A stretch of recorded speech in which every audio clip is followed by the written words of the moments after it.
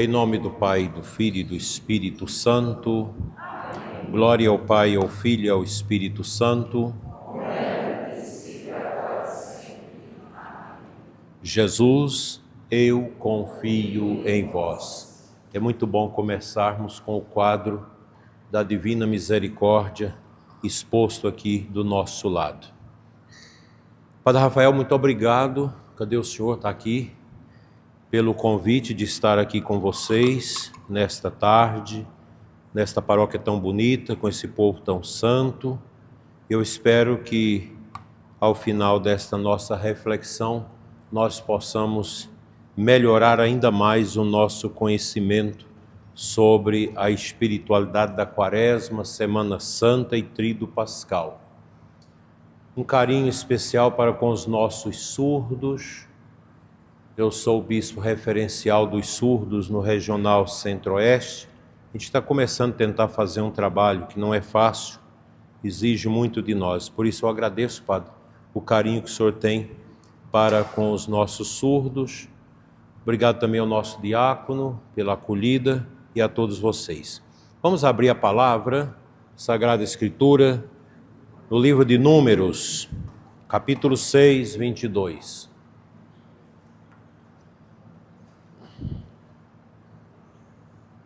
A palavra de Deus é a grande fonte da nossa espiritualidade. E desde já desejo a todos uma Quaresma frutuosa, bem como uma Páscoa bem celebrada já na vigília pascal. É claro que a igreja aqui não cabe o povo na vigília pascal, né? E cada ano que passa o povo está descobrindo o valor da vigília e há uma ocorrência cada vez maior de pessoas para a vigília pascal, porque antes ele não tinha muito conhecimento litúrgico do que é a vigília pascal, do que é esse mistério, a mistagogia. Nós vamos terminar falando sobre a mistagogia e graças às redes sociais, aos bons youtubers que nós temos, vai despertando o povo para a riqueza da nossa igreja. E eu digo uma coisa para vocês com muita alegria, não com tristeza, com alegria. Nós nunca vamos conhecer a igreja na sua totalidade.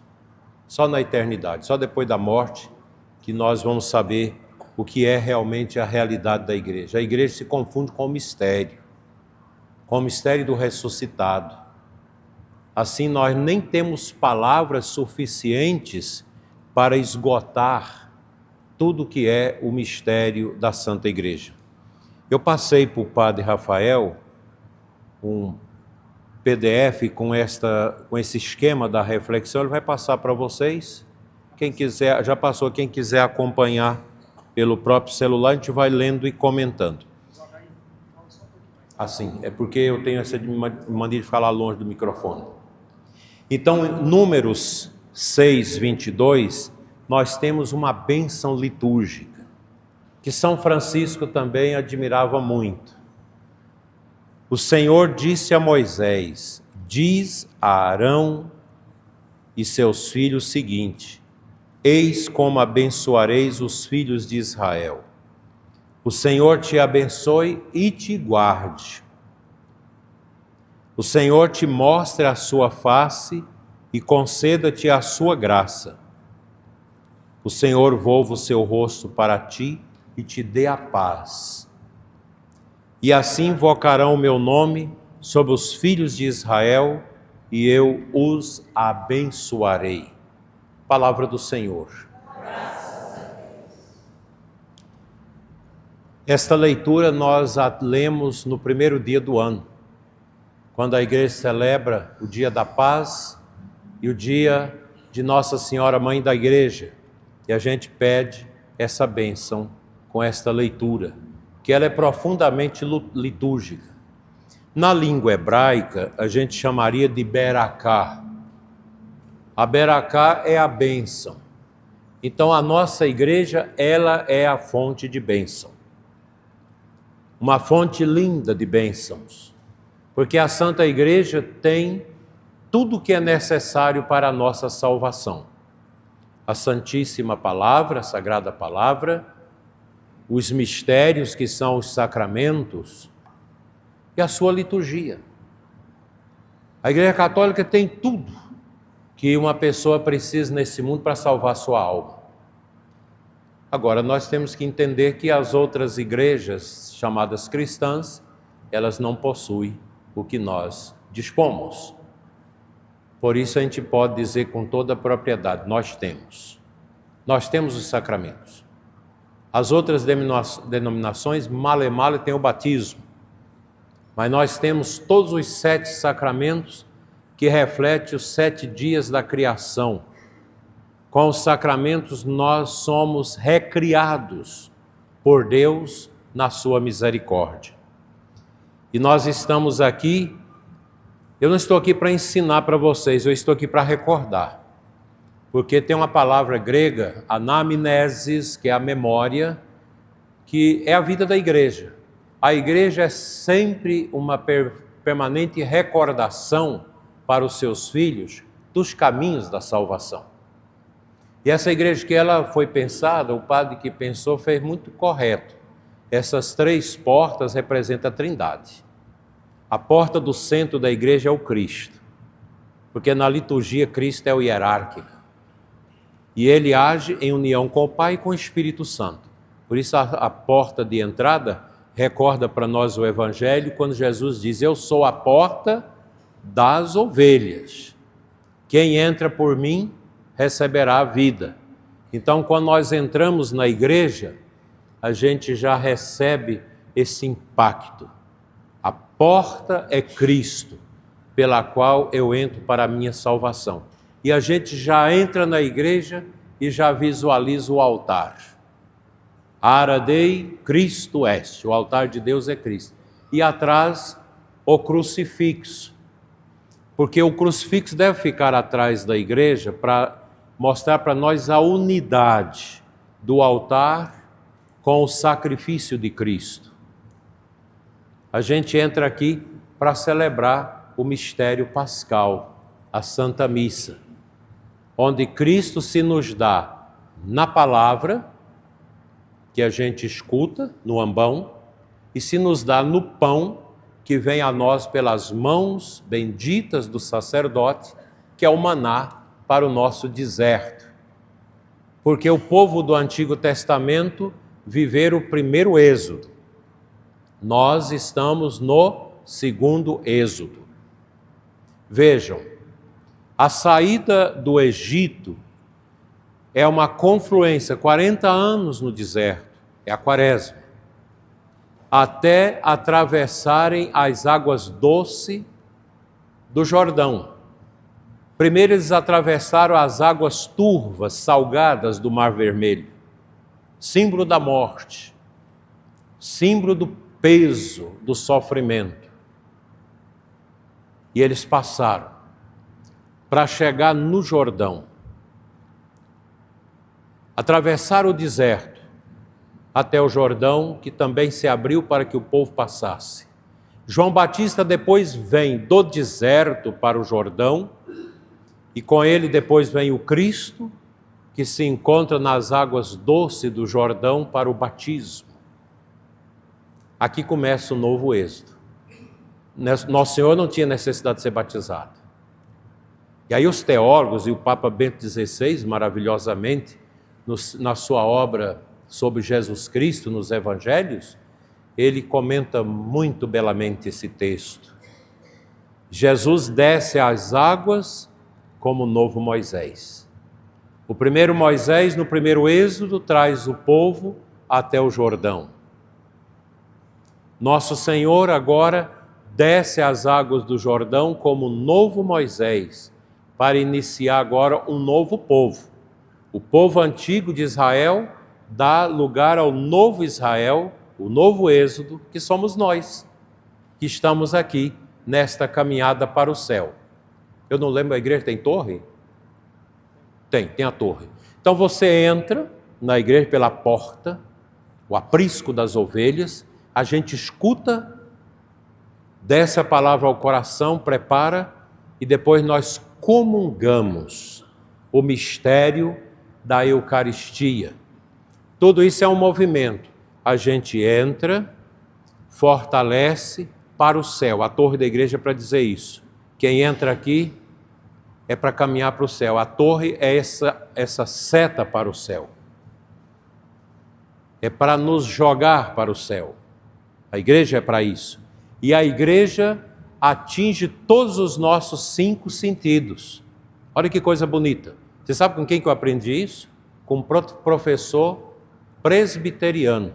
Aliás, um pastor presbiteriano, que foi num dia ecumênico lá no Seminário do Rio, e ele falando da nossa liturgia para nós, a beleza da Igreja Católica. É a pena que morreu protestante e não virou católico. Que agora nós estamos com um movimento, eu não sei, aqui na paróquia de vocês, da volta para a igreja de muitos católicos que saíram da igreja para ser protestante, e a vinda para a igreja de pessoas que nunca pisaram na igreja católica. Foram batizados lá nos protestantes, mas aí descobriram pela internet que existe a tradição da igreja. O que é a tradição? Tudo que está escrito do 1º ao 6º século da igreja. Os padres da igreja, Santo Agostinho, Santo Atanásio, São Cirilo de Jerusalém, São João Crisóstomos, esses grandes homens dos primeiros séculos que escreveram catequeses maravilhosas. Se a gente desse conta de ler as catequeses de São João Crisóstomo, já era o bastante para a gente compreender o amor que nós devemos ter pela igreja. Gente, nós estamos aqui por uma única causa: salvar a nossa alma, irmos para o céu. A igreja existe para isso, para nos levar para o céu. Por isso que a igreja é combatida, por isso que a igreja é incompreendida, por isso que maçonaria, desculpa quem é maçom precisa renunciar para poder comungar e confessar. Porque a maçonaria, aqui não é eu que sou contra a maçonaria, é a igreja, é o Papa, os documentos da igreja. Quem é maçom não pode confessar e comungar, porque a maçonaria maquina e maquinou sempre contra a igreja. O grande bispo Dom Vital no Brasil foi morto pela maçonaria. Não tem problema, você que é maçom, fique tranquilo, você tem um tempo para pensar, depois procura o padre, faça a sua renúncia, volta à igreja, porque entre a igreja e a maçonaria, não é possível que você vai ficar com maçonaria. Um padre meu que assumiu uma paróquia me ligou: pois é, padre, tem um casal de ministros da comunhão aqui que é maçom e não quer deixar. Eu chamei para conversar e eu fiquei assustado, porque eu pensei que a mulher ia ajudar a gente a tirar o homem da maçonaria. Eu falei: não, mas agora em Brasília tem a loja maçônica feminina, eu participo. Expliquei tudo, o relativismo maçônico, Revolução Francesa, coisa toda. Vocês continuam com o ímpeto de continuar maçom? Sim, entre a igreja, o altar, a Eucaristia, os sacramentos e a maçonaria. Não, nós ficamos com a maçonaria. Falei: tudo bem, o dia que vocês quiserem abrir o coração, nós estamos abertos para acolhê-los. Mas lembra-se, quando morrer, nem missa de 7º dia. Depois você tem o comunismo, que maquina terrivelmente contra a igreja. Terrivelmente. E usa a igreja para crescer e depois massacrar a igreja. Dou um exemplo prático. Venezuela, o ditador massacrou a igreja terrivelmente lá. O cardeal velho queria ir no encontro dos velhos cardeais, ele proibiu. Depois, Nicarágua, onde a igreja ficou entusiasmada por causa de teologia da libertação, com o poder, com o movimento sandinista, comunista, mas nunca falam que é comunista. Vocês nunca vão ver comunista falar que é comunista. Eles nunca falam. Assumiram o poder, o atual presidente que está lá há dezenas de anos, com a sua mulher mandando, casou na igreja, bonito, o cardeal fez o casamento, pensando: nossa, vamos ter um presidente que veio dos pobres, que era lá dos pobres, que agora veio para a igreja e vai ser um grande aliado da causa da evangelização. Ledo engano. Consumado o regime, perseguição à igreja, agora tomou os bens da igreja, proibiu todas as procissões na quaresma agora na Nicarágua, os padres nem podem estar andando mais de clésima na rua, não se pode mais visitar uma família para evangelizar. Isso é o comunismo. Comunismo da China, da Coreia do Norte. Coreia do Norte, os católicos sabem como que faz? Escondido, escuta a rádio vaticana, sem deixar as crianças saberem. Porque se a criança sabe, lá na escola a criança conta tudo que passa em casa, vai contar para o professor que é comunista, manda prender e matar. Depois você tem nazismo, fascismo, todos esses movimentos horrorosos. Aí a gente lembra do Império de Roma, tudo persegue a igreja. E o que faz a igreja? Reza e sepulta todos eles. Todos são sepultados pela igreja. A igreja assistiu à morte de Nero César, que mandou incendiar Roma e botou a culpa nos cristãos. Veja a perversidade de um homem. Quando o poder chega à cabeça, a perversidade demonstra. Ele quis fazer uma canção, mas estava sem inspiração. Mandou os empregados dele botar fogo em Roma, para ele inspirar. Aí com a sua harpa, compôs uma canção boba lá, Ardite Roma. E aí quando o povo veio em cima dele, falou, não, foram os cristãos que queimaram Roma. Perseguição terrível, 300 anos de perseguição. E a igreja assistiu à morte de todos. A igreja assistiu à morte de Napoleão Bonaparte, a morte de Hitler, a morte de Mussolini, a morte de Lenin, a morte dos grandes perseguidores da igreja. Morrem todos. Pode chegar aqui os inimigos da fé e matar todos nós. Nós vamos associar nossas vidas aos anjos santos nos céus e a igreja continua. Ninguém dá conta de destruir a igreja, porque a igreja é Cristo. A igreja não é o Papa, a igreja não é o bispo, não é o padre, não é o diácono, não é a freira. A igreja, meus irmãos, é a epifania do ressuscitado no mundo. Gente, ser católico não tem preço. É a coisa mais linda ser católico. Mas eu vou dizer uma coisa para vocês, é muito difícil ser católico.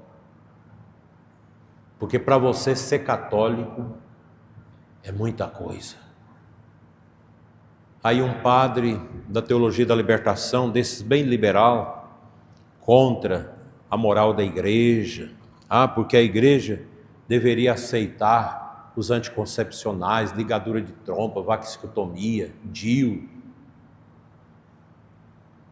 outras besteiras. Todo mundo podia comungar, até as crianças podiam receber a hóstia, todo mundo tem direito de comungar. Ou seja, esse padre é um relativista. Para ele, tem que agradar o mundo, não a Deus. Para agradar a Deus, meus irmãos, esse corpo tem que sofrer. Para agradar a Deus, a nossa vontade tem que morrer de si. Nós temos que morrer às nossas paixões, aos nossos desejos malfadados, à ignorância do coração. Mas uma coisa é certa, quem carrega a sua cruz ao céu vai. Outro dia, um padre meu lá, muito santo, me ligou e falou, olha, tem um caso na paróquia. A mulher não é batizada, eles vivem juntos, têm 2 crianças. E o médico deu 1 mês de vida para ela. Ela é jovem, tem 2 crianças. E as irmãs da paróquia descobriu esse caso e evangelizando, falando de Deus. E a mulher se converteu, vocês acreditam? Aceitou profundamente o câncer, aceitou toda aquela realidade e disse, mas eu não sou batizada. Eu não sou casada na igreja. E o padre me ligou, foi, está autorizado, padre, fazer tudo. Pode fazer tudo. Então eles se prepararam, ela vestiu de noivo com todo aquele câncer, entrou na igreja com tanta dificuldade, sentou, mas com um sorriso nos lábios. A igreja celebrou o batismo, a crisma, o casamento e a comunhão deles. E passadas 2 semanas ela morreu. Mas morreu em estado de santidade. Essa é a igreja católica. Essa, meus irmãos, é a nossa igreja, que tem a base no mistério pascal, no mistério da paixão, da morte e da ressurreição de Cristo. E digo mais para vocês, ninguém de nós merece ser católico, nem o Papa. Quando o Catecismo de São Pio X pergunta, és cristãos? A resposta é sim, pela graça de Deus. Nós não somos católicos porque nós queremos, é porque Deus nos chamou. Ninguém merece ser católico. Mas o coração de Deus é aberto, está aqui, coração aberto de Jesus. Quer esconder no coração de Cristo? Seja católico. Entre na igreja. Eu dizia para a cozinheira dele, que não é casada na igreja, agora, uma santa mulher, não é casada na igreja. Eu disse, mas tu tem que casar na igreja? Eu acho que ela ficou com a pioenta quente. Eu até contei para o padre o caso de uma senhora lá em Formosa que perdeu o marido dela, já com 60 e poucos anos, ele com 80 e poucos, morreu. Chorou muito, um casal muito bonito, mas passaram 6 meses, a viúva vem me dizer com um sorriso nos lábios. Eu já falei isso em vários lugares e o pessoal acha graça. Ah, dona Daí, eu estou vendo passarinhos. Como assim, minha filha? Não, porque eu encontrei um ex-namorado meu e eu estou tão feliz e nós estamos pensando em casar. Mas tem uma coisa que o senhor tem que me liberar. O que é? Porque ele já foi casado na igreja e eu não quero ficar sem a Eucaristia. Eu falei, mas é muito fácil. Ou você escolhe o Cristo ou escolhe o velho. Tranquilo. Ela ficou triste. Ah, mas essa é a resposta? Sim. Porque a verdade dói, mas a verdade cura. A dor da verdade cura. Por isso que alguns de vocês que são maçons acham às vezes chato em falar isso. Eu estou falando pela salvação, pelo bem da salvação da sua alma. Não estou falando por arrogância, não. Eu te amo do jeito que eu amo todos os outros católicos. Mas estou te falando para prevenir a sua alma, para você não ter surpresa naquele momento em que sua alma sai do corpo. E quando a alma sai do corpo na hora da morte, é um momento extraordinário. Você vai enxergar 2 faces que vão dizer a mesma coisa para você. Ou a face do demônio, ou a face de Cristo. Quem não se salvará, vai ver a face pavorosa do diabo, com aquela gaitada horrorosa, escalabrosa, pavorosa, dizendo, venha, és meu. E quem for salvo, quem venceu o câncer, venceu tudo na fé, carregou as dificuldades, viuvez, sofrimento, quebradeira econômica, quem foi humilhado nesse mundo, quem foi vilipendiado, quem foi oprimido, quem foi injustiçado e carregou tudo ofertando na cruz de Cristo, vai ver a face resplandecente do ressuscitado e Jesus com aquele sorriso quase que escondido e com seu coração aberto diz, venha, és meu. O que foi com o diabo descerá ao Hades, o sofrimento, o deboche dos diabos que ri, que abusa, tá vendo? Você veio parar aqui, você era tão bom lá no mundo, agora você está aqui conosco. E quem vai com Cristo é o canto dos anjos, a misericórdia, a bondade, a celestial glória, é isso. E eu vim aqui para falar isso para vocês e dizer que a Quaresma, a Páscoa, Semana Santa, o Tríduo Pascal, é para fomentar no nosso coração esta espiritualidade bonita da igreja que nos leva ao céu. A igreja, como mãe mestra, nos oferece a cada ano a Sagrada Quaresma. Um itinerário de 40 dias que nos prepara para a celebração do mistério pascal de Cristo. A Quaresma praticamente encerra no domingo da Paixão, que é o domingo de Ramos, mas o espírito quaresmal vai até às 18 horas da quinta-feira, quando a gente começa o tríduo. A gente faz essa confusão, por isso que na segunda, terça e quarta a gente usa o roxo na Semana Santa. É o período quaresmal. No domingo de Ramos a gente usa o vermelho porque lembra a paixão, a gente celebra já a paixão de Cristo. Como nos ensina o Papa Bento XVI, a Quaresma é uma peregrinação interior rumo àquele que é a fonte da misericórdia. Eu pergunto para vocês, eu estou numa terra estranha que eu posso perguntar, talvez o Padre Rafael não pode perguntar. Mas eu pergunto que daqui a pouco eu vou embora. Depois, se alguém quiser me bater, tem que ir lá em Formosa. O que é mais importante? A via sacra do morro ou a vigília pascal? Pronto. Eu praticamente não gosto muito dessas encenações da morte de Cristo. Nunca gostei desse teatro. Jesus não cabe no teatro. Jesus cabe no coração do mistério de quem é batizado e o quer acolher por inteiro. Nada contra a encenação, mas precisa saber se o povo que encena depois vem na vigília. Se o povo que participa da encenação confessa, comunga, é igual folia. Vocês têm uma folia bonita aqui, que entra lá dentro da minha diocese. É uma pingaiada, é muita coisa.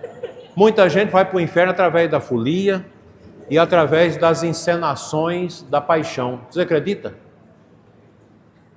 Tinha um amigo meu de infância que na minha paróquia ele fazia, na segunda paróquia minha, que era a minha paróquia de origem, ele sempre fazia o papel daquele que bate no Cristo, aquele que vai batendo no Cristo. Tinha aquela encenação. Eu fiquei pensando, gente, um homem que é ruim para a mulher, Deus o tenha, que faz tanto rolo na política, está lá, batendo no Cristo. Bate no Cristo a vida toda aí. Eu acho que essas coisas na igreja, elas precisam, a gente tem que falar. Eu vou falar porque, e eu falo em qualquer lugar, não tem problema, mas encenação da paixão, se não tem piedade, se não for por fé, for teatro, é uma blasfêmia. A encenação da paixão, primeiro o figurante precisa ser gente de comunhão, de terço, de oração, de espiritualidade, para viver aquela encenação como mistério, não como teatro. E a folia, que é outro caso terrível, e aliás nesses troços sempre envolve um negócio que o diabo gosta muito, que está derrubando a república aí, que chama corrupção e dinheiro. Sempre tem dinheiro atrás, eu não sei como que é aqui, mas sempre tem dinheiro atrás dessas coisas, sabe? Sempre tem. E nada é bom lembrar que Judas traiu Jesus por 30 moedas. Esse povo aí traindo o Brasil, traindo o povo brasileiro, por causa desses bilhões que não valem nada diante do reino de Deus. O que vale 1 bilhão, 20 bilhões, 129 bilhões de reais diante da eternidade? Nada. É passo para a escada de baixo. Vale a pena isso? Por isso nós temos que rezar pela conversão dos pecadores? E aí vocês me perguntam, mas como pode? Se uma mulher roubou, vamos colocar uma quantia bem pouquinha, 5 bilhões, pouquinha, para eles é pouco 5 bilhões. Roubou 5 bilhões, aí deu um câncer na perna, já teve que arrancar uma perna, e o médico falou, já tem outro no fígado. E ele desespera, foi batizado na igreja católica, fez primeira comunhão, foi coroinha, mas nunca viu a igreja como mistério, sempre como teatro. E agora ele assusta, procura o padre, arrependido. Como é que vai ser essa confissão, gente? Uma confissão muito simples. Padre, dai-me a vossa bênção porque pequei. Tem 30 anos que eu não confesso, afastei da igreja, entrei no mundo da corrupção, da política. Roubei 5 bilhões. Estou profundamente arrependido. Estou aqui para receber o perdão e preparar-me para a morte. O padre vai dizer, pois então, o perdão só vem se você devolver o que roubou. Aí um outro, da mesma farpa, achou melhor ir para uma igreja protestante, dessas barulhentas. Chegou lá e o pastor falou, levanta a mão quem aceita Jesus. Ele, puf, arrepende dos pecados, arrependo, então já é crente, pode batizar. Isso não é cristianismo. Para você ser católico de verdade, tem que carregar a cruz, por isso não é fácil ser católico, que você tem que, nesse caso, devolver o que roubou. Não é fácil. Ah, mas eu não tenho coragem. Precisa. Ah, mas se eu for devolver lá para o governo, ou então devolve nas creches, faz uma distribuição e me traga os recibos. para me te dar absolvição. Você está achando que é fácil ser católico? O menino vem para ir para o seminário, a gente vai cavucando e descobre que o menino pagou para fazer aborto de uma namorada quando ele tinha 16 anos, ela 14 anos, ele engravidou a menina e o pai, a mãe, o sogro e a sogra entrou no meio, vamos fazer o aborto e ele aceitou. Não pode ser padre. Não pode ser padre. Quem fez aborto não pode ser padre. É simples assim. Quem matou os outros, quem é homicida, não pode ser padre. Vocês sabiam disso? Não pode. Porque é desonroso para a igreja. Imagina o padre chega aqui para pregar. Esse padre é da onde? É lá do Pará. Ele está aqui e tem um rapaz que lembra quando ele, antes da conversão, matou o pai dele lá no Pará. Isso é desonroso para a igreja. Não pode. Então, o itinerário quaresmal é essa peregrinação dentro da gente, rumo àquele que é a fonte da misericórdia, diz o Papa Bento. É um chamado, meus irmãos, à conversão. A quaresma é isso, é metanoia, é transformação e mudança de vida. Há uma mudança profunda de mente e de coração, com um caráter eminentemente batismal. E ficou errada a palavra batisimal, mas é batismal. A quaresma é um tempo batismal. E a gente vai entender isso.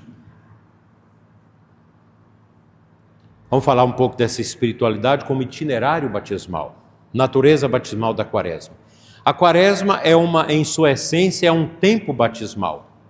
Para os catecúmenos, aqueles que vão se batizar na vigília pascal. O senhor tem alguém que vai batizar? Adultos? Já está fazendo escrutínio nos domingos? Que bonito. Parabéns. Porque tem padre que nem sabe que existe isso. Você faz a preparação da catequese e na quaresma é o tempo profundo para a preparação do batismo. E os 5 domingos a gente tem aqueles ritos da entrega do nome, da entrega do creio, a entrega do Pai Nosso e os exorcismos que se faz. E a unção que se faz para a noite batismal. É tão importante que quem vai batizar os adultos, quem quer mudar o nome, pode mudar o nome. Tempo atrás fui batizar os catecúmenos na catedral e começou o itinerário. Qual é o seu nome? Ela disse, meu nome é esse, mas eu quero o nome cristão. E assumiu o nome de Maria Badia. Era um nome lá desses nomes esquisitos que o povo coloca nas crianças sem saber nem o que está falando e nem sabe como escrever. Então ela mudou, pegou um nome cristão. É bonito isso? E é interessante que na igreja primitiva, nos escrutínios do domingo, os catecúmenos ficavam na igreja até que horas? Até a homilia. Terminava a homilia, eles não são batizados, não podem receber a comunhão, então escutava a palavra extra omnes, quer dizer, saia, pode voltar para casa. Hoje a gente não faz isso, mas o correto seria isso. Eles vão para casa, isso é profundo, né? O povo vê eles saindo porque eles não podem receber a comunhão. Não tem coisa mais triste do que isso? Um católico que não pode receber a comunhão? Não é triste um católico que está amigado, pode casar na igreja e não quer casar? Pode casar e não quer. Está perdendo tempo. A alma está ficando enferrujada. Ele está negligenciando a santidade para a sua alma. Isso é muito sério. Para os catecúmenos, é a última e mais intensa etapa de preparação para receber os sacramentos da iniciação cristã na vigília pascal. Para nós que já somos batizados, a quaresma é um tempo de renovação, uma oportunidade de reavivar a graça recebida e nos prepararmos para renovar solenemente as promessas do nosso batismo na grande noite da vigília pascal. Isso aqui todos vocês já sabem, mas é preciso recordar. Eu acho lindo aquele momento em que o padre termina ali o batismo, e aí os que receberam o batismo fizeram a renovação das promessas e a profissão de fé. Agora os que são batizados vão fazer também. Aí você faz, e depois o sacerdote e o diácono saem aspergindo. E o povo cantando aquele canto. Quando canta aquele canto, banhados em Cristo, a minha alma enche, porque é um canto muito bonito. E a gente vai aspergindo o povo fazendo o sinal da cruz com a água batismal. A mesma água abençoada para o batismo dos catecúmenos, que agora são nossos irmãos. Tem alguém aqui que é do movimento catecumenal, do caminho neocatecumenal? Acho que não, né? Não, tem isso você. O movimento do caminho, o que é o caminho? Eles fazem uma catequese para quem já é batizado, casado, fez primeira comunhão. Porque a grande parte do nosso povo católico não sabe catequese. Se você chegar num católico, aí até de missa todo domingo, e fazer algumas perguntas, ele não sabe. Porque não fez uma catequese adequada. Então o caminho faz esse trabalho. Depois de 30 anos de perseverança na catequese, nas comunidades deles, então eles fazem a recepção da mortalha.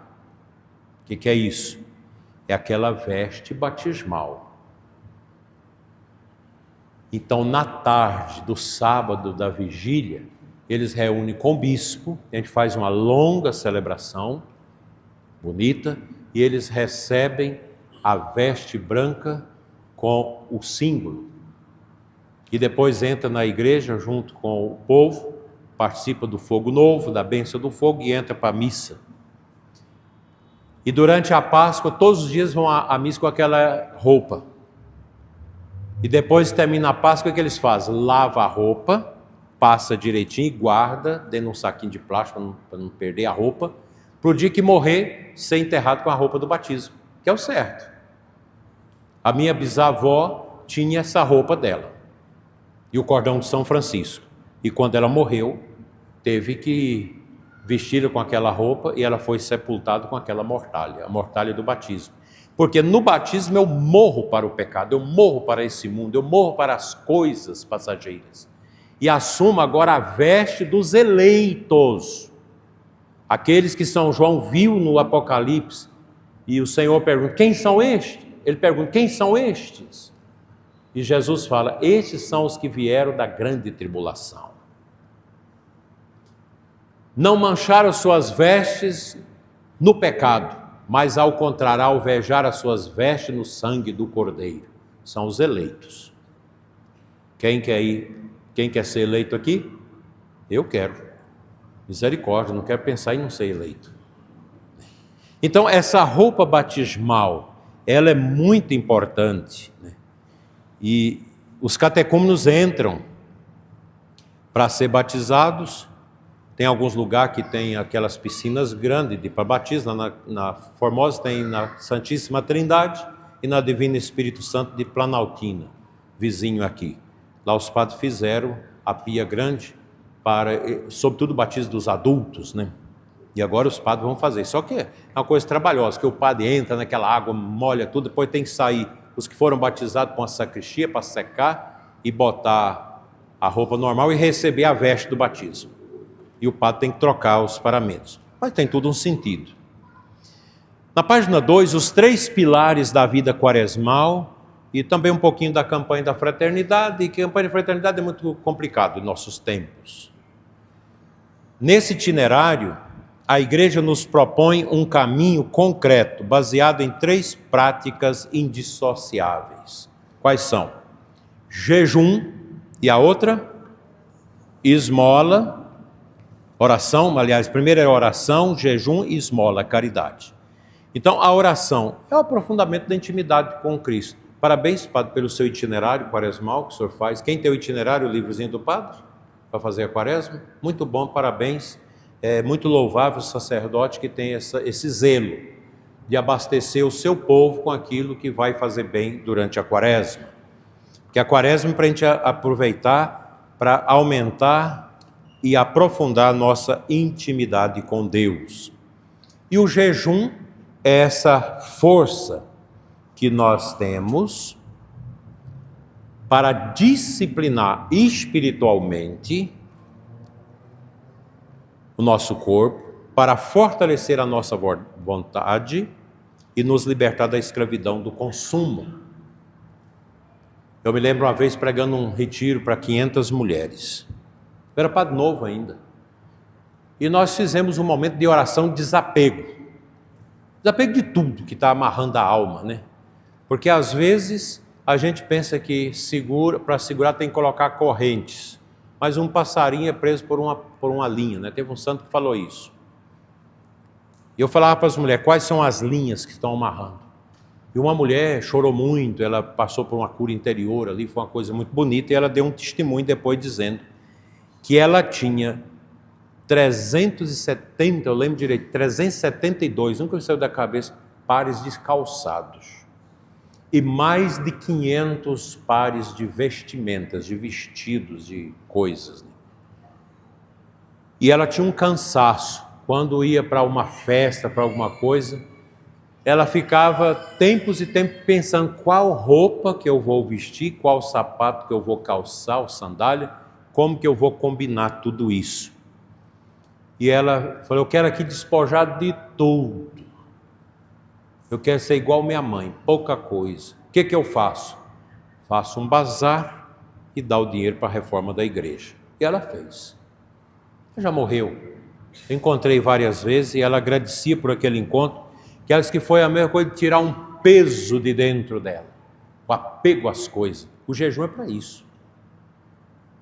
E o jejum, a gente às vezes faz um jejum, eu vou fazer o jejum da cerveja, eu vou fazer o jejum de carne. Aí você, no final da quaresma, faz uma caridade com o fruto do seu jejum. Ou ajudando um pobre, ou você fazendo a sua oferta no domingo de Ramos, que é para o projeto da igreja, projeto social. Esse ano tem aí a campanha da fraternidade sobre a moradia, né, sobre a casa, né? Muita gente sem casa, então a igreja, quem pode ajudar, é muito importante. Eu já tive boas experiências sobre isso, né? Até partilhava com o padre, né? Mas coitado das nossas paróquias, não dá conta de construir casas para todos os pobres que nós temos, né? Mas a gente tem que fazer alguma coisa. Acho que na paróquia sempre tem que estar olhando. Às vezes você tem uma pessoa que está até bem vestidinha aqui, mas está num casebre, está caindo em cima dela, uma viúva, uma pessoa, uma mãe solteira com 2, 3 crianças. Então a gente tem que ter essa sensibilidade, os vicentinos, a comunidade para ajudar. Que a esmola, ela é a expressão externa da conversão do coração. Então no Brasil nós temos todo ano a campanha da fraternidade, que é realizada durante a quaresma, e a expressão máxima dessa caridade organizada. Então é um tema que a igreja propõe para que a nossa atitude caritativa seja colocada em prática, né? O significado dos 5 domingos da quaresma. Os 5 domingos da quaresma, eles formam um itinerário espiritual. Se vocês prestarem bem atenção, amanhã será qual domingo, gente? O segundo. O primeiro já foi, não para o segundo. A igreja nos conduz pouco a pouco da conversão inicial a uma preparação imediata para a paixão do Senhor. Cada domingo tem um assento próprio dentro desse caminho. Primeiro domingo. Vamos ler junto? As tentações de Cristo. Evangelho. Jesus é tentado no deserto. Todo ano é a mesma coisa. É um evangelho poderoso. Os padres, todo ano faz todo um exercício para pregar, não pregar a mesma homilia do ano passado, mas para trazer alguma coisa nova para o povo, né? O significado. A quaresma começa com o combate espiritual. Assim como Cristo venceu o tentador, o cristão é chamado a vencer o pecado. É o domingo da decisão. Quem queremos servir? Porque o diabo está lá. Toma essa pedra, faz virar pão. Sobe aqui, pula daqui de cima do templo que você nem vai cair, porque os anjos... Olha, o diabo é tão terrível que ele rezou o Salmo 91 para Jesus. Nessa hora. Pode saltar, os teus anjos segurarão. Lá no Salmo fala disso. Depois vocês lêem o Salmo, vocês verem. E Jesus não. Depois não, te dou todos os reinos, olha aí, Babilônia, Pérsia, Grécia, Império Romano, todos esses reinos do mundo, tão poderosos, te dou tudo isso, se prostrares diante de mim e me adorar. É a tentação do materialismo, a tentação do orgulho e a tentação da idolatria, que nós meditamos no primeiro domingo da Quaresma. Segundo domingo, vamos ler a frase aí? A transfiguração, Evangelho. Jesus se transfigura no monte. É amanhã. Que coisa linda, né? A gente medita aquele Evangelho. Na segunda vez que eu fui à Terra Santa com um monte de peregrinos lá em cima do Monte Tabor, bem no lugar onde Jesus transfigurou, lá tem umas tendas lá assim na frente da igreja. Falei, gente, nós não podemos deixar passar isso aqui. Vamos reunir e rezar. Juntamos o povo, tinha até uns protestantes no meio, que foi. Eu tenho muitos amigos protestantes. E nós começamos a orar em cima do texto. E toda a comunidade foi tomada por uma unção, uma graça. Gente, teve tanta libertação, tanta experiência bonita de Deus naquele momento. Escutai a voz do Pai, este é meu filho amado. É amanhã. Nós vamos escutar isso na missa. E o padre já está com a homilia na ponta da língua para poder falar para vocês amanhã. Ele já rezou. Tem uma capela bonita na casa dele. Eu, quando entro na casa paroquial de um padre, cadê a capela? Não tenho. Ih, meu Deus do céu. O padre tem que levantar cedo e ir na capela, né? Sempre passar ali, fazer a inclinação para Jesus, saber o meu rei me governa, né? Muito bonito isso. Isso significa, gente, que depois do combate do primeiro domingo, Deus mostra a glória futura. Vale a pena combater o diabo.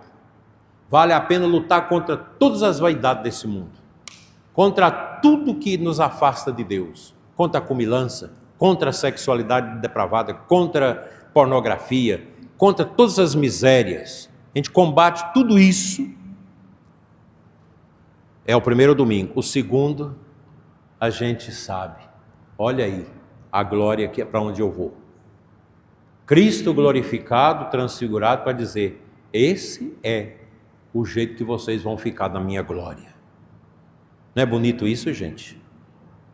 Então a transfiguração fortalece os discípulos antes da cruz. É o domingo da esperança. Quem persevera na cruz participa da glória.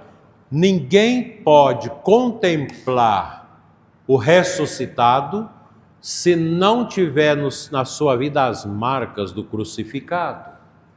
Eu preciso experimentar o Cristo da cruz para mergulhar no mistério do Cristo da luz, da ressurreição. Terceiro domingo, vamos lá? Chamado à conversão. Dependendo do ano litúrgico, ano A, a samaritana, água viva. Ano B, purificação do templo. Ano C, chamado à conversão. Nós estamos no ano C. Ano A. Ano C terminou agora, né? Ano A. Então, significa que neste ano nós vamos ter a purificação do templo. Jesus com o chicote, purificando o templo. Significado: a quaresma aprofunda a mudança de vida.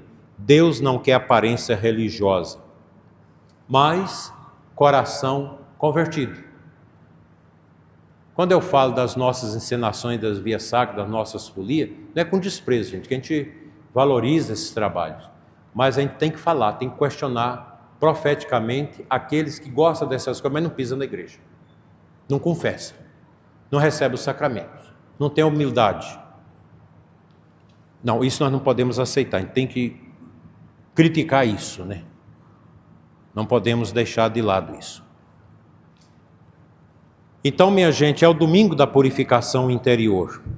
E o quarto domingo, vamos lá? Letare, que significa alegrai-vos. Chamado letare, alegrai-vos. Significado, vamos ler o significado? No meio da penitência, surge a alegria da salvação. Qual é a cor do paramento? Róseo. Não é rosa não, é róseo. Porque ele nem é roxo e nem é rosa, é um róseo é um rosa mais escuro. Tem padre que não usa. Na minha diocese tem uns padres que não usam o rosa. Ah, porque essa cor é muito cheguei, né? É uma cor meio feminina. Não, eu uso tranquilamente, eu não tenho dúvida da minha masculinidade, então não tem problema de usar. Aliás, eu tenho 3 casulas rosa. Esse ano já estou olhando qual que eu vou usar. Estou igual a mulher com muitas roupas. Qual que eu vou usar, né? Cada ano eu uso uma para a gente celebrar. É um domingo da alegria. No Advento é o Gaudete, né? O domingo também da alegria. A gente está preparando no Advento para o Natal, 3º domingo do Advento, nossa, só mais um já chega o Natal. E aqui, 5º domingo da Quaresma, nossa, só mais um já chega a Páscoa, né? Que coisa bonita, né? E vamos lá agora. Aliás, então a igreja antecipa a luz da Páscoa. É o domingo da misericórdia e da luz, não o domingo da divina misericórdia, que é outro que é lá o primeiro domingo lá do segundo domingo da Páscoa, né? 5º domingo, qual que é, gente? A aproximação da paixão. Evangelho frequentemente, ressurreição de Lázaro, ano A. Significado, vamos ler? A cruz já se aproxima. A igreja entra mais profundamente no mistério da morte e da vida. É o domingo da decisão final. Crer na vida que vence a morte. Bonito, hein? Resumindo, o caminho espiritual da Quaresma. Combate, deserto. Esperança, glória prometida. Conversão profunda. Alegria da misericórdia e preparação imediatamente para a cruz. A Quaresma não é só penitência, é um caminho pedagógico da igreja para formar o coração pascal. Mas como que eu vou viver a espiritualidade quaresmal? Primeiro, preparando uma boa confissão. Nossa diocese, depois de amanhã começa o retiro dos padres, então já todos os padres, o bispo, todo mundo prepara para a confissão. Na quinta-feira tem a noite só para confessar. O bispo vai pregar, dá um sermão no bispo e nos padres, faz a celebração e todo mundo vai se confessar os seus pecados, porque os padres também pecam, bispo peca, papa peca, todo mundo precisa confessar. Na igreja católica, todo mundo tem que ajoelhar. Tem que bater o joelho no chão e reconhecer: eu sou pecador. Então, gente, agora Semana Santa.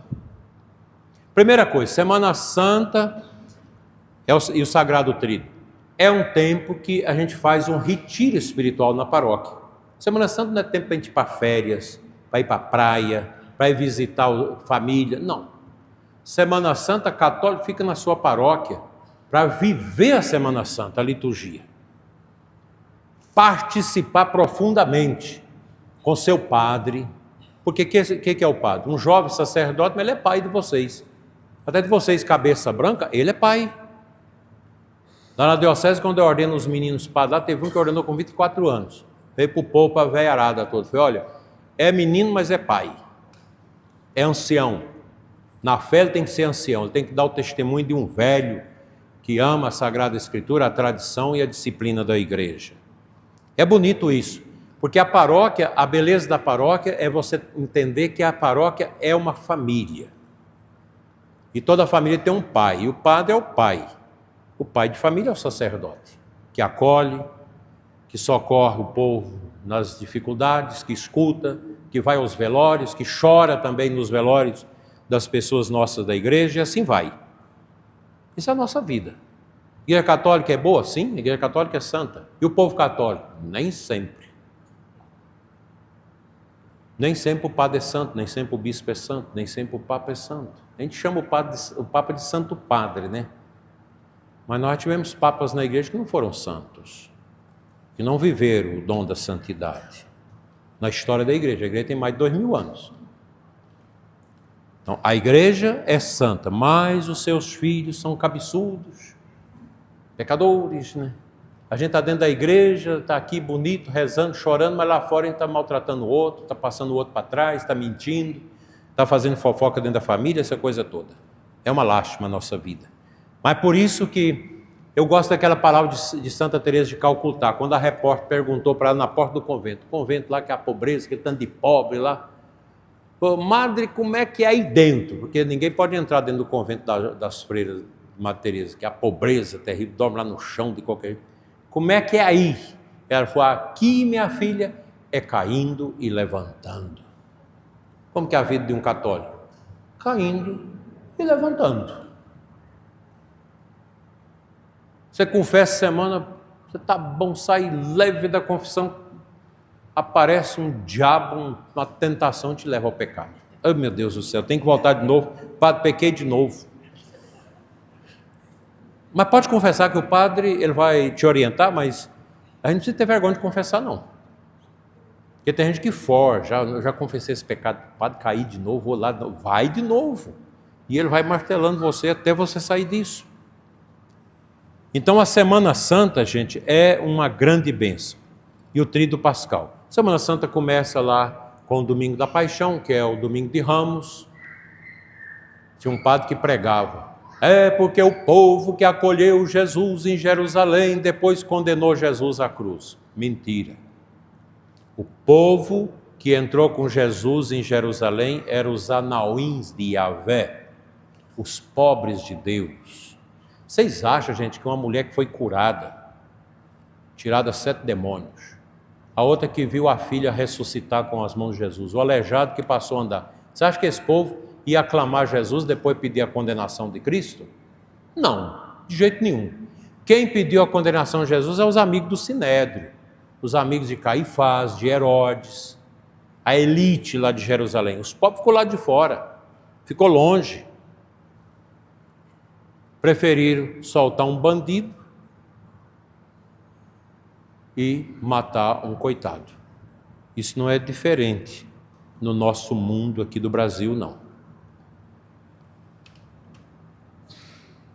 Qualquer semelhança é mera coincidência. Quinta-feira Santa. Aqui é importante, gente. A Quinta-feira Santa, o que nós lembramos? 2 momentos fundamentais. Nosso Senhor institui o sacerdócio e a Eucaristia. Nós, sacerdotes, podemos não valer nada, mas o nosso ministério vale. Tanto que um padre, se ele for para o inferno, ele vai como padre. Sabia disso? Vai como padre. Porque tem certas coisas que nem Deus desfaz. O batismo, por exemplo, sacramento que imprime caráter, Deus não desfaz. Deus fez, não desfaz.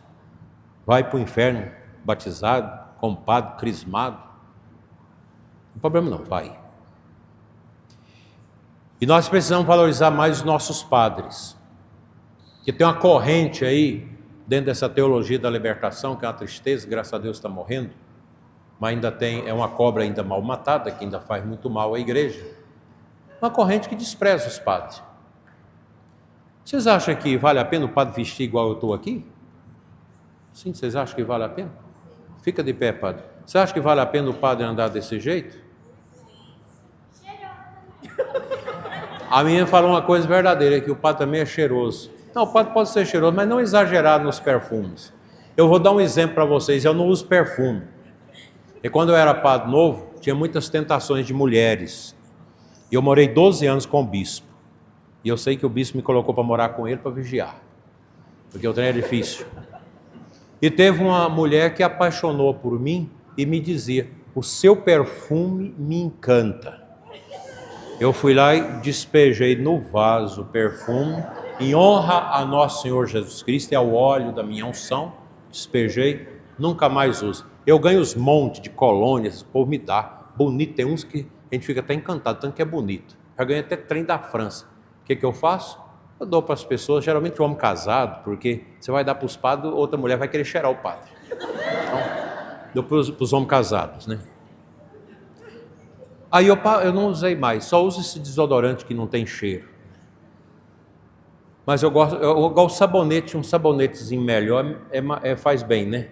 Porque tem um sabonete que você usa, parece que você fica fedendo, né? É um sabonete, e nunca me falta sabonete, eu nunca compro sabonete, eu já tenho uns 15 anos, nunca comprei sabonete. O povo me dá.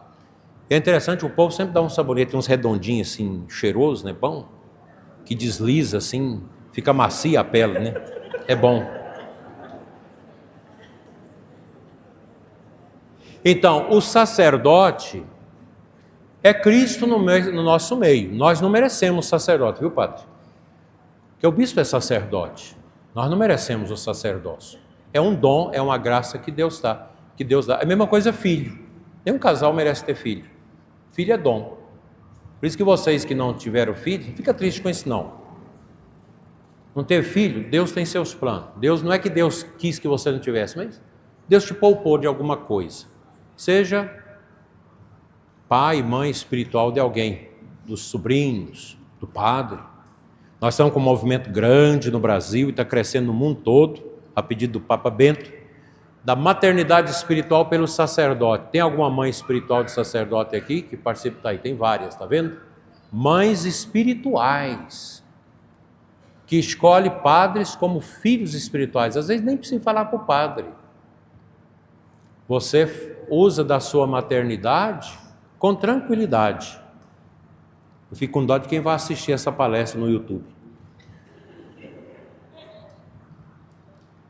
Como dizia meu avô, é tão comprida como o sofrimento dos pobres. A gente que foi pobre, nasceu na roça, comendo abóbora e broto de abóbora, essas coisas todas, farofa de um bico de banana para não morrer de fome, a gente sabe o que é a pobreza, né? A pobreza parece que nunca vai acabar. É assim mesmo. Então o sacerdote, o valor do padre. Tem um movimento hoje na igreja, ele apareceu no sínodo. As comunidades não precisam do padre, a comunidade elege alguém para celebrar a ceia. Isso é protestantismo. Isso não é catolicismo. O padre é ordenado, recebe o sacramento da ordem para ser pai. Então, na noite em que ia ser entregue, o Senhor nos deixou o testamento de seu amor, instituindo a Eucaristia, o sacerdócio e o mandamento do amor, porque esses dois momentos são precedidos do lava-pés. Por isso que na quinta-feira santa à noite, a gente celebra o lava-pés. A gente escolhe lá 12 homens, representando os apóstolos, e a gente lava os pés e beija o pé deles, né? Nas catedrais, o bispo celebra de manhã com o clero a missa dos santos óleos. Não é isso, padre? O senhor leva alguém da paróquia? Para pegar os óleos, né? Lá na diocese tinha tirado, agora voltou de novo, né? Porque é importante os leigos ir. Tem leigo que fala, nunca assisti essa missa. Em que os padres vão à missa, o bispo celebra com os padres, renova o ministério sacerdotal, as promessas que o padre faz no dia da ordenação, e o bispo abençoa o óleo do batismo, o óleo dos enfermos, e com os padres ele consagra o crisma, que é o óleo para o batismo, para a crisma e para a ordenação dos bispos, né? A gente sempre guarda um pouco de óleo, que a gente não sabe se um padre da diocese vai ser bispo. A gente coloca um negócio na cabeça do padre e coloca um poço de óleo ali em cima, gasta muito óleo para melecar a cabeça do sujeito, para ele nunca esquecer que ele foi ungido, né? Muito importante isso. Então, a quinta-feira, e depois da missa à noite, a gente faz o translado. Como é que o senhor faz o translado aqui? A gente faz no subsolo da paróquia. Tem um subsolo aqui? Que maravilha. É até meia-noite, né? Tem paróquia que fica à noite, então não cerca até meia-noite. Que na sexta-feira santa, aí eu indico para vocês lerem na liturgia das horas. Alguém já tem o aplicativo e-liturgia aqui? Eu já tem alguns. Vale a pena você comprar uns 20, 25 reais, você compra a vida toda. Você muda de celular, ele vai junto. Tem tudo, tem a missa, tem as orações, tem via sacra, tem ladainhas, as mais diversas ladainhas, tem as mais diversas orações, terços.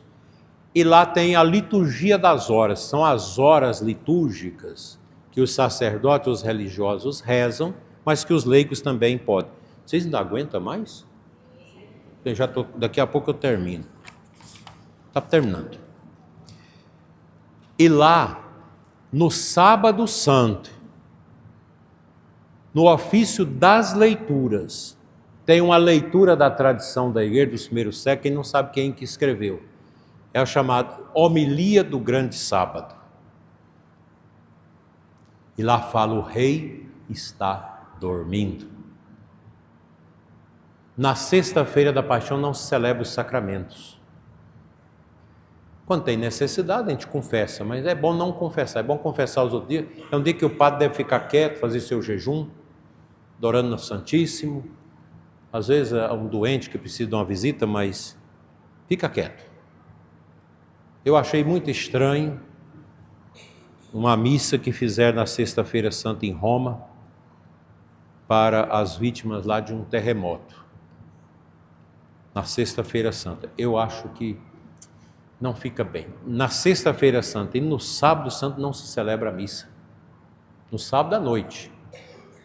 Mas a Sexta-feira Santa, ela é um dia de muito silêncio, de recato espiritual, de nobreza espiritual. Cristo morreu por nós. Nesse dia, a igreja não celebra a Eucaristia, mas se volta para a contemplação do Senhor morto na cruz. A celebração da paixão do Senhor se estrutura em 3 momentos. É bom saber isso para a gente entender. Eu tinha uma tristeza no meu início de padre, porque ia tão pouca gente na celebração da vigília e na Sexta-feira Santa, mas na procissão do Senhor morto e na encenação da paixão era aquele tanto de gente. Às vezes eu brigava com o povo, mas depois eu descobri porque o povo não é evangelizado. A culpa é da igreja. Nós temos que evangelizar, porque o nosso povo, nós identificamos muito mais com a morte, com o sofrimento do Cristo na cruz do que com o Cristo ressuscitado. Porque quem de nós não tem sofrimento?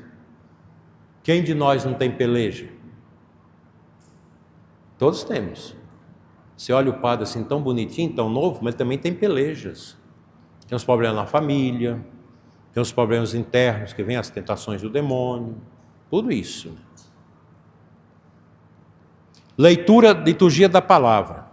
Eu acho impressionante. Eu sempre gosto de entrar descalço. Algumas vezes eu entro descalço. Mas a gente tira o sapato, o bispo tem que tirar o sapato na hora do beijo da cruz. Mas você entra naquele silêncio, tudo calado, o povo vai levantando, você prostra. Silêncio, mistério. E aí se tem a liturgia centrada na proclamação da paixão segundo João, que nos revela a majestade do Cristo Rei, mesmo em seu aparente fracasso. São leituras poderosas. Adoração da Santa Cruz. Esse é um gesto de profundo significado teológico. Vamos ler junto? Não adoramos a madeira, mas o mistério de amor que nela se realizou. Ao beijar a cruz, beijamos o próprio Cristo, que por amor a nós se entregou. Como dizia São João Paulo II, a cruz tornou-se o sinal da esperança que não desilude. Vamos repetir a frase do Papa? A cruz tornou-se o sinal da esperança que não desilude. Depois você tem a comunhão eucarística. Todo mundo comunga a hóstia, as hóstias estão guardadas lá no subsolo, então os ministrais, o padre dá a comunhão, a hóstiazinha pequena, simples, todo mundo comunga. Após a comunhão, a igreja nos convida a um gesto de solidariedade universal. Geralmente eu faço essa coleta na hora do beijo da cruz. Já fica o pessoal, beija a cruz, já dá a coleta para a Terra Santa. Alguém aqui já foi à Terra Santa? Tem algumas pessoas que já foram, você já foi? Não, né? A Terra Santa é interessante, tem poucos católicos. E a comunidade católica lá na Terra Santa está dividida. Judeu radical, aqueles que não podem nem passar perto, aqueles cabeludos de chapéu preto, aquele roupa preta esquisito, que é contra até o Estado de Israel. Eles acham que quem tem que estabelecer o Estado de Israel é o Messias, está lá que é a bobagem. Israel mantém aquele povo. Tem os outros judeus mais secularizados, tem o bairro dos muçulmanos e tem o bairro dos cristãos. Em Jerusalém, ninguém casa com outra pessoa de outra religião, é tudo dentro da mesma religião. Muçulmano com muçulmano, judeu com judeu, cristão com cristão. Protestante praticamente não tem. Teve uma seita dessas malucas que só pensa em dinheiro, tentou ir lá, mas não tinha dinheiro lá para eles. Eles não acharam o Judas, com as 30 moedas, vieram embora. É interessante a Terra Santa. E aqueles cristãos nossos lá, o que eles fazem? Eles vivem de vender objetos, as coisas, então a igreja ajuda, porque ele não pode deixar a Jerusalém ficar sem católicos. E tem uns católicos maravilhosos, pessoal muito de fé, muito bonito, né? Mas são poucos. Então essa coleta, vocês fazem a coleta aqui, Sexta-feira Santa, coleta para a Terra Santa. Pode fazer depois da comunhão ou pode fazer também ali na hora do beijo da cruz, né? Que é mais prático. Esta oferta, realizada em todas as igrejas do mundo, destina-se a manter os lugares sagrados da nossa redenção na Terra Santa e apoiar a comunidade cristã que ali vive, muitas vezes em condições de grande dificuldade. Vigília Pascal. O que dizia Santo Agostinho? É a mãe de todas as vigílias, é o coração da nossa fé católica.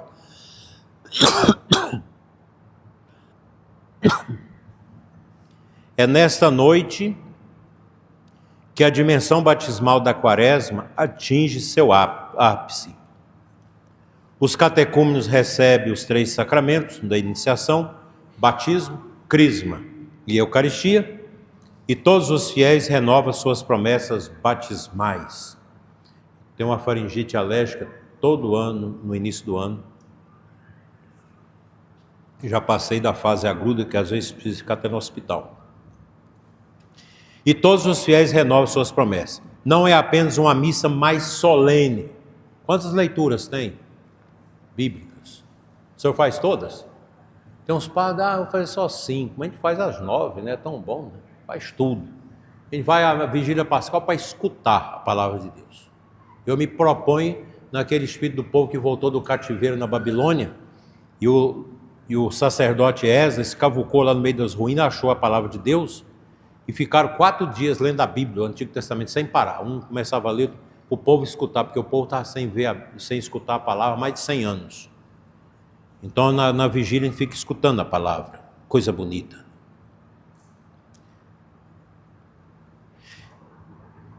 É a passagem das trevas para a luz, da morte para a vida. Já estou terminando, gente, que graças a Deus.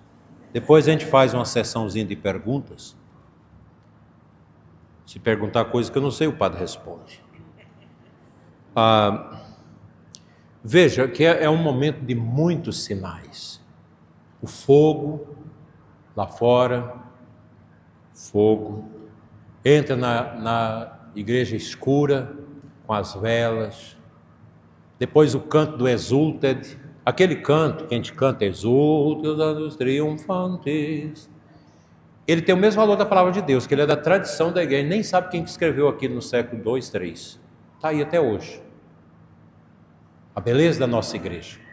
Muitas das orações da missa são todas primitivas. Depois você tem as leituras. Acho lindo aquele momento que você canta o Glória, depois de tanto tempo sem cantar o Glória. Entra o povo com os forros do altar. Os ministros da comunhão. Não sei se aqui vocês fazem assim. É assim que faz? Os ministros que trazem os forros do altar, depois as velas e toca o sino, enfeita com flores. Vem aquele monte de gente trazendo tudo isso. A gente cantando, que alegria a Páscoa que chegou, né? Que coisa bonita. Agora, tem uma palavrazinha que explica isso. Só mais 2 parágrafos e nós estamos terminando. Chama mistagogia. Vamos repetir? Mistagogia. Isso é do grego, do latim ou do inglês? Do grego, porque a nossa liturgia ela tem muito do grego e muito do latim, porque a igreja nascente foi em cima dessas línguas, né? Então, mistagogia do grego, mistagogia, condução para dentro dos mistérios. As pessoas que recebem o batismo, o sacramento da iniciação na vigília, eles precisam, durante a Páscoa, receber a catequese mistagógica. Pelo menos deve ser assim. A gente está lutando para implantar isso na igreja. Não é fácil, porque os padres às vezes não compreendem. Para que eles possam estudar os sinais. Olha aqui o sinal deste altar. Vocês já perguntaram? O padre já pregou sobre esse sinal? Sobre essa imagem que tem aqui no altar? O Cordeiro, o Cristo. Olha a bandeira. A vitória da ressurreição. Ou seja, no altar, Cristo se imola. Mas Ele é aquele que se imola e vai ao Pai pelas mãos do sacerdote ressuscitado. A doxologia. Então a gente precisa aprender os sinais. Eu comecei aqui falando da mistagogia para vocês do templo, das 3 portas. Lembra?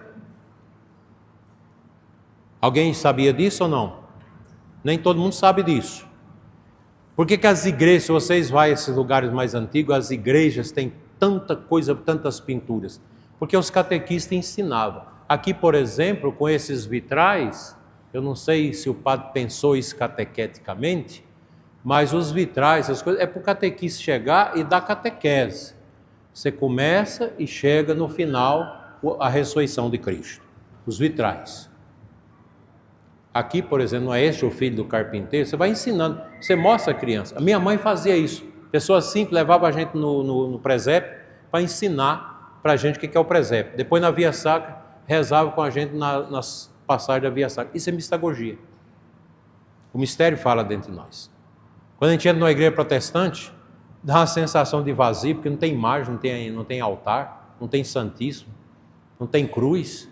Que coisa vazia, uma coisa oca. Misericórdia.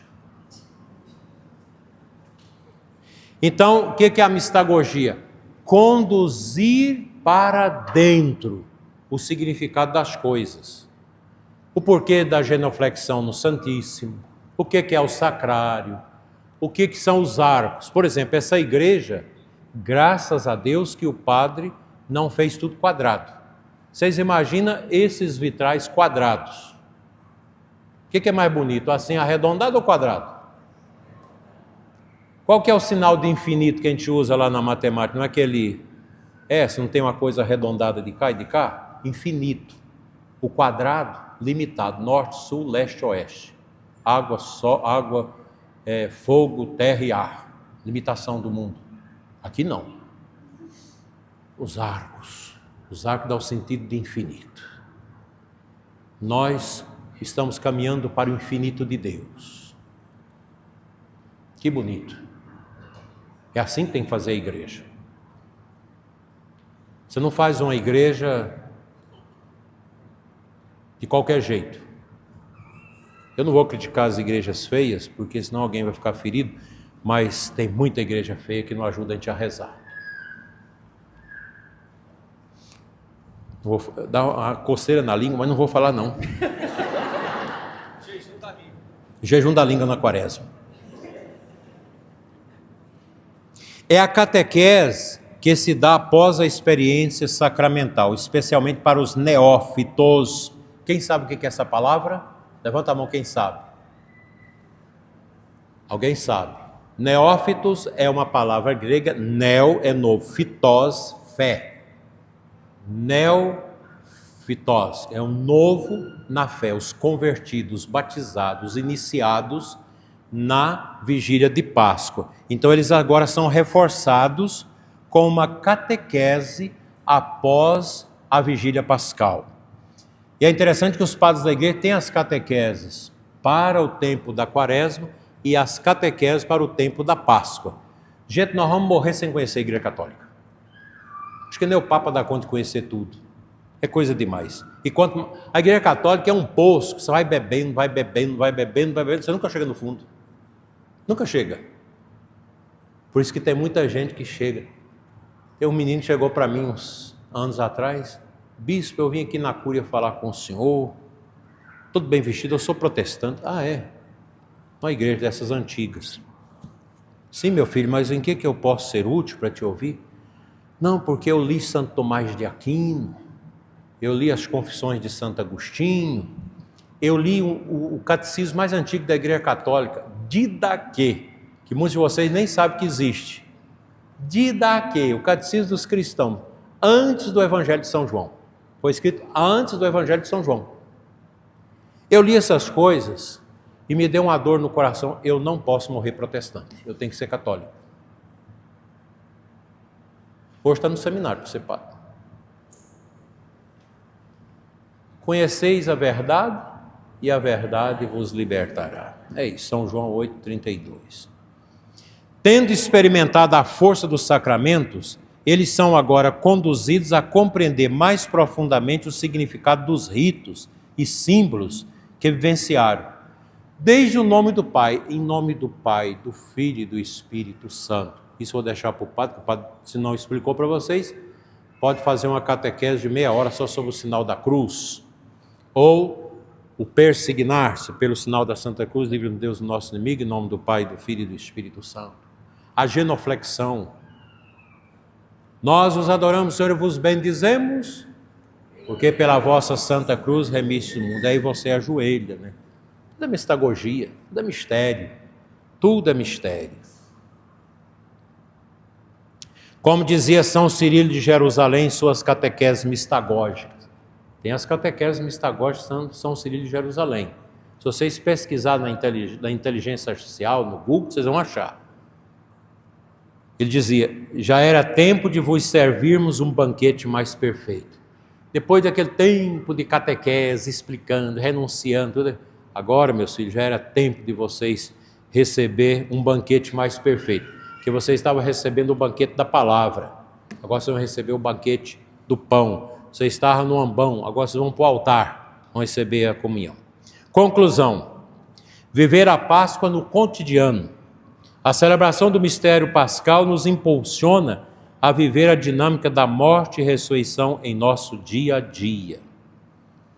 Meus irmãos, que a alegria do Cristo ressuscitado inunde nossos passos, nossos corações e nos impulsione a sermos suas testemunhas no mundo. Cristo ressuscitou, aleluia, verdadeiramente ressuscitou, aleluia. É o que nós vamos cantar depois da Quaresma, depois da noite de Páscoa. Assim seja. Amém.